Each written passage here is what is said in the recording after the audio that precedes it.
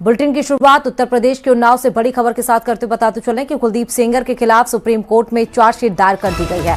Delhi high court के फैसले के खिलाफ सुप्रीम कोर्ट में यह चार्जशीट दायर की गई है। दिल्ली हाईकोर्ट से कुलदीप सिंह सेंगर को सशर्त जमानत मिली थी। कुलदीप सेंगर केस में सीबीआई की विशेष अनुमति याचिका और कुलदीप सेंगर की सजा के निलंबन के खिलाफ ये अपील सीबीआई ने सुप्रीम कोर्ट में दायर की है। सेंगर की सजा पर रोक और जमानत के खिलाफ सुप्रीम कोर्ट में ये अपील की गई है। हालांकि जब ये दिल्ली हाई कोर्ट ने इन्हें जमानत सशर्त जमानत दे दी थी तो इससे पीड़ित परिवार काफी ज्यादा आहत था और आपने देखा धरना प्रदर्शन भी उनके द्वारा किया गया था और उन्होंने पीड़ित परिवार ने कहा ये कैसा न्याय है। उसके लिए अब सीबीआई ने हाई कोर्ट के विरुद्ध जाकर सुप्रीम कोर्ट में ये अपील दायर की है। तो ये याचिका अब हाई कोर्ट के फैसले के खिलाफ सुप्रीम कोर्ट में सीबीआई ने दायर की है। हालांकि कुलदीप सिंह सेंगर को रेप केस में आजीवन कारावास मिला था और 6 साल इन्होंने जेल में बिताए।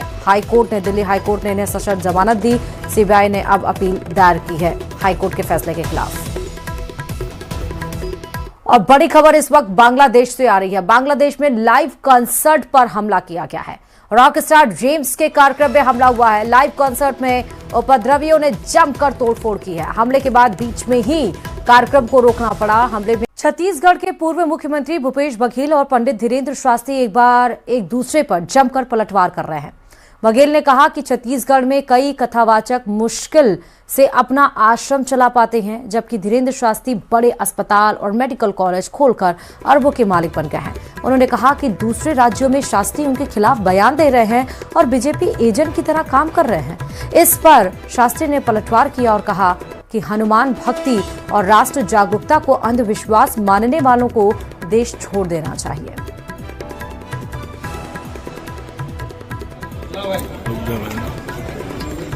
सर्वप्रथम दूसरे प्रदेश में जाके बोल के बताएं भूपेश बघेल को विदेश चल देना चाहिए। ये धीरेन्द्र शास्त्री शब्द है ना।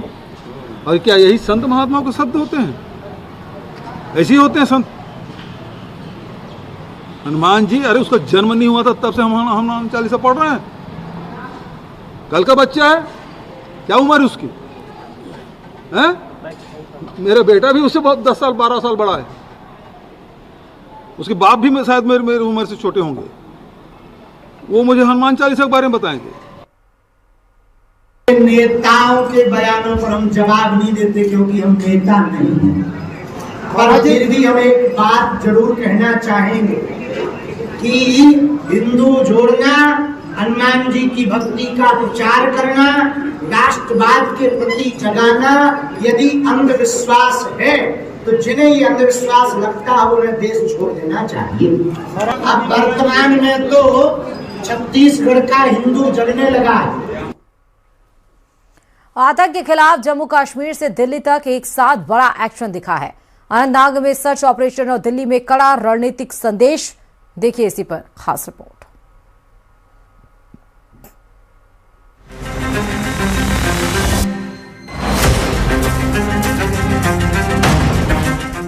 जम्मू कश्मीर के अनंतनाग जिले में एक बार फिर सुरक्षा बल सतर्क नजर आए।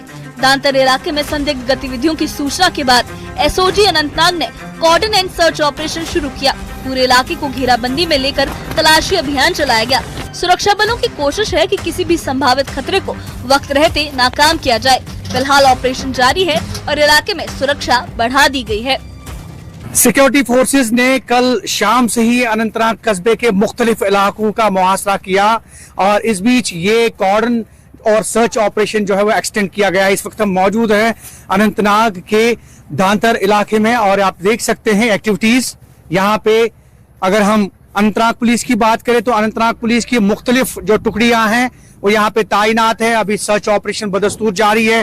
थोड़ा सा विजुअल्स में आपको दिखाने की कोशिश करेंगे। कैमरामैन से मैं कहूँ जगह जगह पे तलाशी कार्रवाइयां जो है वो अंजाम दी जा रही है और हर आने जाने वाले से पूछताछ ये आप देख सकते हैं। और ये सिलसिला कल शाम से ही जो है वो जारी है। और इसके अलावा हम आपको बताएं कि ये जो पूछताछ का सिलसिला है ये कल शाम से ही शुरू किया है अनंतनाग पुलिस ने और अनंतनाग पुलिस के जो जितनी भी टुकड़ियां हैं तो यहाँ पे सर्च ऑपरेशन में लगी हुई हैं। और इसके अलावा हम आपको बताएं कि अगर हम बात करें कस्बा अनंतनाग की, तो कस्बा अनंतनाग के डांगरपुरा और उसके अलावा मटन चौक और दीगर इलाके जो मुल्क का इलाके हैं, कल वहां देर गए तक ये कॉर्डन और सर्च ऑपरेशन बदस्तूर जारी रहा और इस कॉर्डन एंड सर्च ऑपरेशन को जो है वो एक्सटेंड किया गया है। अनंतनाग संवेदनशील इलाकों में गिना जाता है, जहां पहले भी आतंकी गतिविधियों को लेकर अलर्ट जारी होते रहे हैं। इसी कड़ी में सुरक्षा बल जीरो टॉलरेंस की नीति के तहत हर इनपुट को गंभीरता से ले रहे हैं। दांतर इलाके में चल रहा ये सर्च ऑपरेशन भी उसी रणनीति का हिस्सा है, ताकि आम लोगों की सुरक्षा सुनिश्चित की जा सके। जो पेरिफेरीज हैं अनंतनाग के मुल्क का इलाके हैं, जैसे कि अभी दांतर, हांजी दांतर और इसके अलावा यहाँ जितने भी आसपास के इलाके हैं, यहाँ पे सर्च ऑपरेशन बदस्तूर जारी है।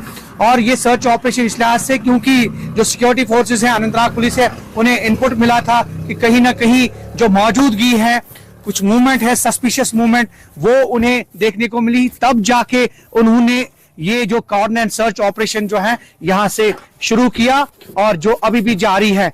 अनंतनाग की अगर हम बात करें तो अनंतनाग के कस्बा में इस तरह की एक्टिविटीज जो है कॉर्डन एंड सर्च ऑपरेशन बहुत देर के बाद जो है ये देखने को मिल रही है, लेकिन कुल मिलाकर ये कॉर्डन और सर्च ऑपरेशन जो है ये जारी रह सकता है कि जिस तरह से हम हालात देख रहे हैं कस्बा अनंतनाग और इसके मुल्का इलाकों के, तो कहीं ना कहीं यहाँ इन इलाकों में अभी भी जो अनंतनाग पुलिस है या फिर दीगर सिक्योरिटी एजेंसीज हैं जिनमें सीआरपीएफ और बाकी सिक्योरिटी एजेंसीज हैं, वो अभी इस कॉर्डन को जो है एक्सटेंड करती हुई नजर आ रही है और जगह जगह पे तलाशी कार्रवाई भी जो है वो अमल में लाई जा रही है। उधर दिल्ली में एनआईए की एंटी टेरर कॉन्फ्रेंस के दौरान गृह मंत्री अमित शाह ने आतंक के खिलाफ लड़ाई को और मजबूत करने वाले 2 अहम सिक्योरिटी प्रोजेक्ट्स का उद्घाटन किया। इनमें संगठित अपराध और चोरी हुए हथियारों का देश का पहला डेटाबेस शामिल है, जिसे एनआईए ने तैयार किया है। इसके साथ ही आतंक विरोधी अभियानों में शामिल एनआईए कर्मियों को भी सम्मानित किया गया।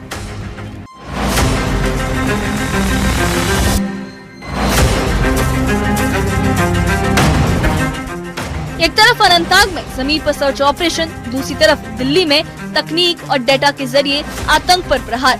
साफ संदेश है कि सुरक्षा एजेंसियां हर मोर्चे पर चौकस हैं। Bureau report, news 18।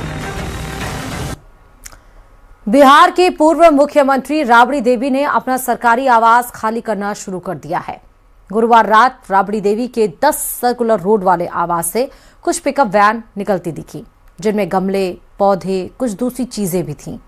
पिछले महीने बिहार के भवन निर्माण विभाग में राबड़ी देवी को 10 सर्कुलर रोड की जगह 39 हार्डिंग रोड स्थित आवास आवंटित किया गया था और 1 महीना बीत जाने के बाद राबड़ी आवास को खाली करने की प्रक्रिया शुरू हो गई है।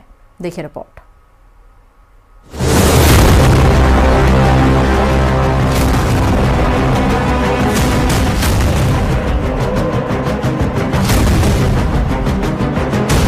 पटना में रात के अंधेरे में 10 सर्कुलर रोड से निकली पिकअप वैन ने बिहार की सियासत में हलचल पैदा कर दी, क्योंकि बिहार की सियासत में करीब 2 दशकों तक सत्ता और विपक्ष की धुरी रहा पूर्व मुख्यमंत्री राबड़ी देवी का बंगला खाली होने लगा है।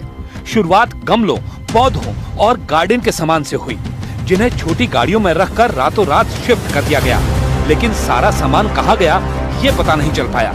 राबड़ी देवी का बंगला खाली करने की प्रक्रिया ऐसे समय में शुरू हुई जब लालू यादव और तेजस्वी यादव दोनों पटना से बाहर थे, लेकिन बिहार के भवन निर्माण विभाग की ओर से दी गई डेडलाइन पूरी हो चुकी थी, इसलिए बंगले से सामान हटाया जाने लगा। और ये होते ही बिहार में सियासी पारा चढ़ गया। बीजेपी और जेडी दोनों ने लालू यादव पर तंज कसा।